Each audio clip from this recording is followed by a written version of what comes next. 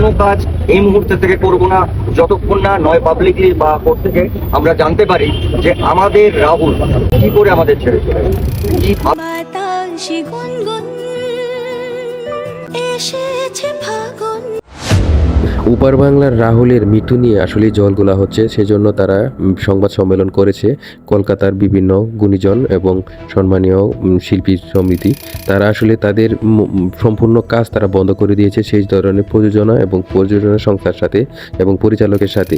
কিভাবে রাহুল মারা গেছে এবং কি হয়েছে রাহুলের সাথে এই ধরনের বিষয়গুলো খোলাসা করে বলার জন্যই বলছে, কারণ ইতিমধ্যে তার মৃত্যুর পর থেকে গুঞ্জন শোনা যাচ্ছে তার মৃত্যুটি স্বাভাবিক মৃত্যু ছিল না, তার মৃত্যুটির পিছনে রহস্য রয়েছে। এই ধরনের রহস্যগুলো উদ্ঘাটন করার জন্যই এখন তাদের মতামত এবং তাদের কথোপকথন হচ্ছে এবং তারা তাদের অবজেকশন জানিয়েছে তাদের সাথে কোনো কাজ করা হবে না।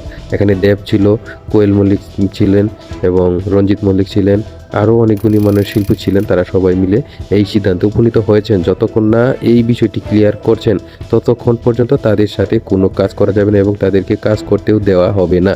এই সিদ্ধান্তেই তারা উপনীত হয়েছেন। এখানে অনেক গুণীমান্য ব্যক্তি ছিলেন। আপনারা অবশ্যই আপনাদের মতামত কমেন্ট বক্সে জানিয়ে যাবেন।